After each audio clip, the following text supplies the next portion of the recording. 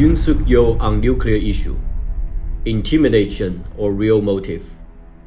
On the occasion of the 70th anniversary of the South Korea-US alliance, South Korea President Seok-yeol is on a 7-day state visit to the United States. Seok-yeol has an intensive itinerary, including meeting with US President Biden and delivering a speech at a joint meeting of the two houses of the US Congress, hoping to promote South Korea-US relations to a higher level. In order to hand over the enrollment fee for the gun for this trip to the United States, Seok-yeol has been very active recently. He stimulated China and Russia at the same time, saying that he would provide military aid to Ukraine. When he visited Japan for humiliating diplomacy, Seok-yeol's statement on the nuclear issue was even more alarming. Here's a recording of Seok-yeol's speech at KJ University disclosed by a Twitter user.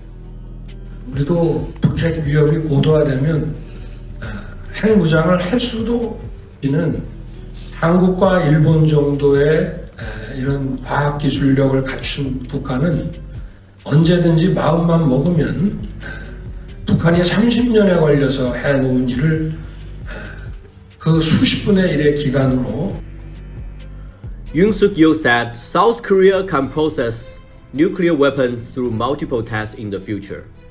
Our technology can produce more nuclear weapons than North Korea in a short period of time. Why not?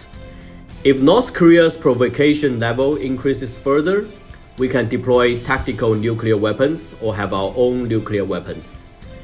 KJ University is an extreme right-wing university funded by Ito Hirobumi's teacher Fukuzawa Yukichi. Seok-yeol here seems to have forgotten the long-term and extremely heavy disaster that Japanese militarism brought to South Korea. Has Seok-yeol decided to choose a side between China and the United States? Is here nuclear talk merely intimidation or the real motive? What is his reason and starting point? What will be the consequences? To this end, we interviewed several senior international relations experts. South Korean President Yoon Seok-yeol has been very, very active in submitting himself, humiliating himself to the United States and to Japan. And at the same time, he's been provoking China and Russia. Has he decided to choose a side between China and the United States? I think the key thing to understand is that South Korea has always been a U.S. para-colony. It exists only by virtue of being a U.S. colony. Currently, there are 30,000 troops, American troops. The U.S. controls South Korea's military. It literally has operational control over South Korea's military. And when the United States says jump, the South Koreans say how high. South Korea is being used as a force projection platform and a force multiplier for the US military as it escalates to war against China. His statements last week and in January of South Korea considering developing its own nuclear weapons.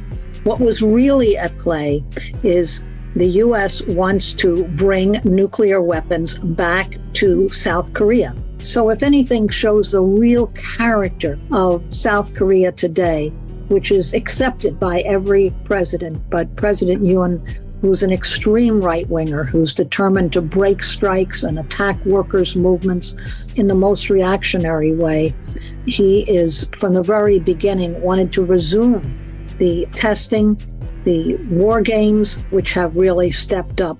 And so we see a very dangerous development happening in South Korea, in Taiwan, which is referred to as a porcupine, literally bristling with weapons.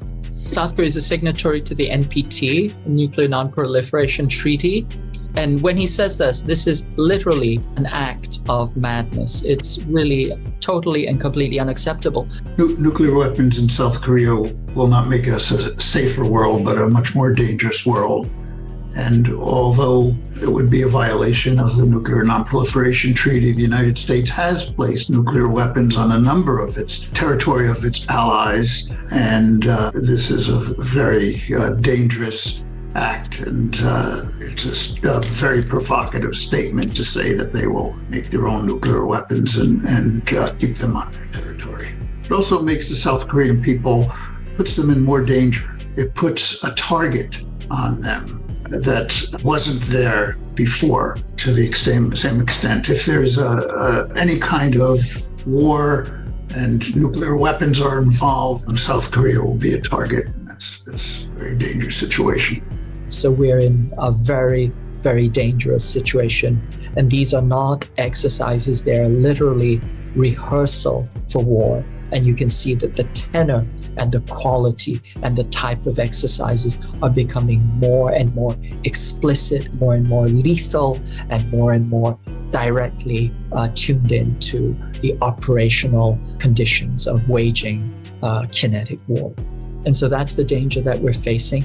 And this is why resistance in the imperial core against these plans of war are so important. Absolutely. We're in the belly of the beast in the United States, and we have to understand that.